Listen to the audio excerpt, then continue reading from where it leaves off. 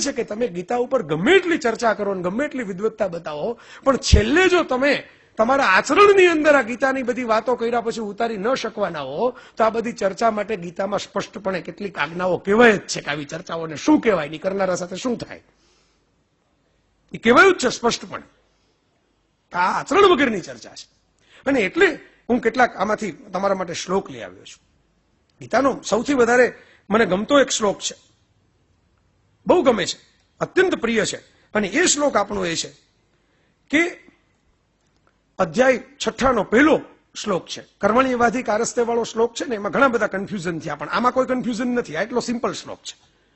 કેવળ ક્રિયાઓને ત્યાગવા વાળો, કેવળ ક્રિયાઓને ત્યાગવા વાળો યોગી સંન્યાસી નથી, કર્મ ફળને ત્યાગવા વાળો યોગી કે સંન્યાસી છે. મોટા ભાગે આપણા જે ત્યાગ હોય છે ને, ત્યાગ નથી હોતા, એક્સચેન્જ ઓફર હોય છે. Exchange offer. હું ઘણીવાર જોઉં, મને આવો સવાલ થાય, કુતૂહલ થાય. હું અગાઉ કહી ચુક્યો છું કે ભાઈ આમ આપણે કોઈ પણ ધર્મસ્થાનકોમાં જઈએ, આપણે થોડુંક દુઃખ પણ થાય કે મોટા ભાગના ધર્મસ્થાનકોની અંદર બહાર બધી ગંદકી થોડીક હોય, ભિખારીઓ હોય, ભિક્ષુકો હોય.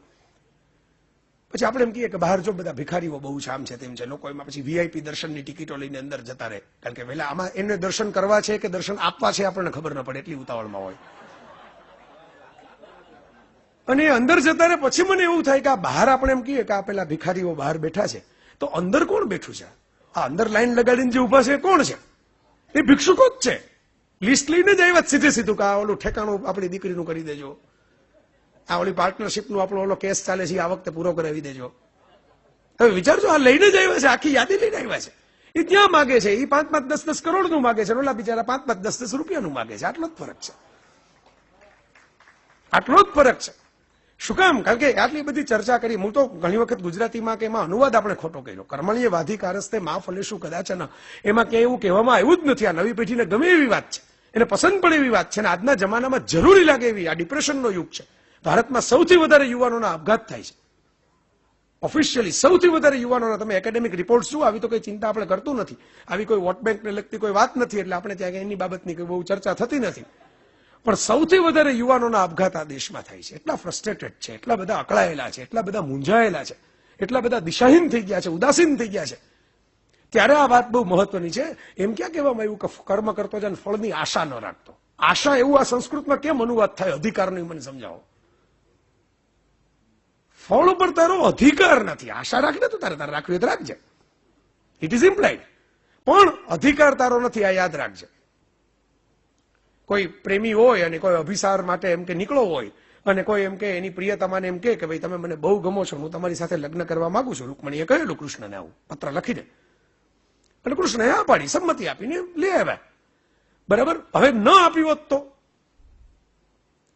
તો રૂકમણી એમ કે હું તો ઉપવાસ આંદોલન કરું, એમ કેમ ચાલે? હું સત્યાગ્રહ કરું કાલથી કૃષ્ણના ઘર સામે. મેં પ્રેમ પત્ર લખ્યો એટલે મને સ્વીકારવી જ પડે, એમ થોડું ચાલે. તો ન ચાલે ને, કારણ કે કૃષ્ણ એમ કહી શકે ને કે ભાઈ જિંદગી મારી જીવવાની છે ને, આ તો કઈ એકલાનું ડિસિઝન થોડું છે. એમ 50% હા હોય એમાંથી થોડું પૂરું થાય, બીજી 50% હાઈ હોવી જોઈએ ને. એમ તો મારો મુદ્દો આ છે મિત્રો કે કર્મ કર્યું રૂકમિણીએ, એના ઉપર એનો અધિકાર હતો. પ્રેમપત્ર લખવાનું કર્મ કરવું જોઈએ, એને કર્યું. ન કર્યું હોત તો આજીવન એને અફસોસ થાત કે મેં ક્યારે જતાવ્યું જ નહીં, મેં ક્યારે કહ્યું જ નહીં.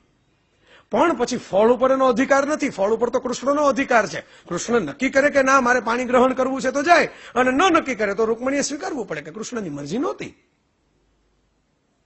આ વાત, આટલી સિમ્પલ વાતને આપણે એટલી બધી ગૂંચવી નાખી. હું એમને અંગ્રેજીમાં કહું તો તમને બહુ સિમ્પલી સમજાઈ જાય કે કર્મ કરવા માટેનું પેશન રાખવું, પેશન એટલે જનૂન, જોશ. કર્મ કરવા માટેનું પેશન રાખવું, પણ દરેક કર્મના રિઝલ્ટ તમારી ફેવરમાં જ આવશે એવું ટેન્શન ન રાખવું. આ એકદમ સરળતાથી આમ શીરાની જેમ ગળે ઉતરી જાય એવી વાત છે. પણ એવો શીરો જો એટલી ઝડપથી ગળે ઉતરે તો પછી શીરો હલાવનારનું શું થાય? ત્યાંથી બધી ગડબડો શરૂ થાય. એટલે એમાં બદામ નાખે ને, એમાં પિસ્તા નાખે ને, તમને ચાવવામાં થોડીક મહેનત પડે ને, તમારા દાંત થોડા કઠે, એવું કંઈક નાખતો જાય એટલે પછી ગળે ઉતરે જ નહીં, તમારે ચાવે જ રાખવું પડે સતત.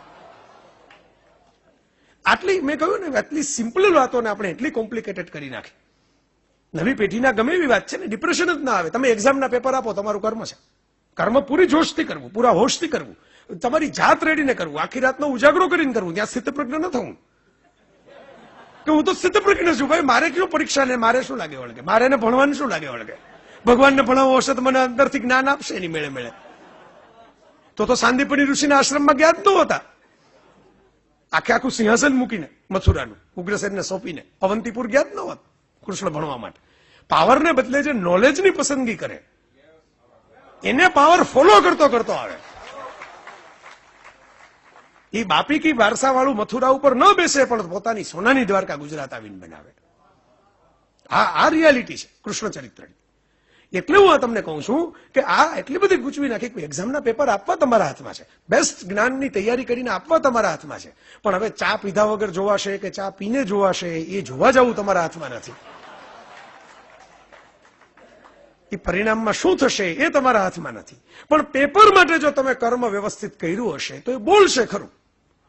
વિન્સેન્ટ વાન ગોગ ફૂટપાથ ઉપર ભરી ગયો, મહાન ચિત્રકાર વિશ્વનો, ફૂટપાથ ઉપર દારૂણ ગરીબીમાં, અર્ધ પાગલ જેવી અવસ્થામાં, ગાલી ફાકા મસ્તી કે દિન કરતા કરતા દિલ્હીની ગલીઓની અંદર ખતમ થઈ ગયા.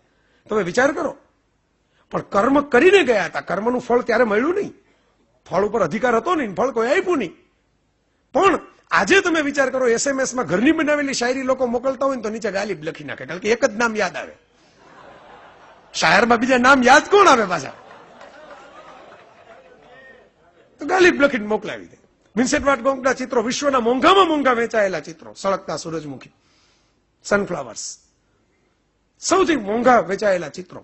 કર્મ તમે કરીને ગયા હશો તો ફળ ઉપર તમારો અધિકાર નથી. તમારી એ દૈવ યોગે જયારે મળવાનું હશે ત્યારે મળશે, એ ચિંતા તમારે નથી કરવાની. તમારે ચિંતા એ કરવાની છે કે હું કર્મ બરાબર કરું છું કે નહીં, મારા ઉપરવાળા માસ્તરે મને જે લેસન આપ્યું છે એ લેસન મેં બરાબર કર્યું કે નહીં, આ ચિંતા તમારે કરવાની છે.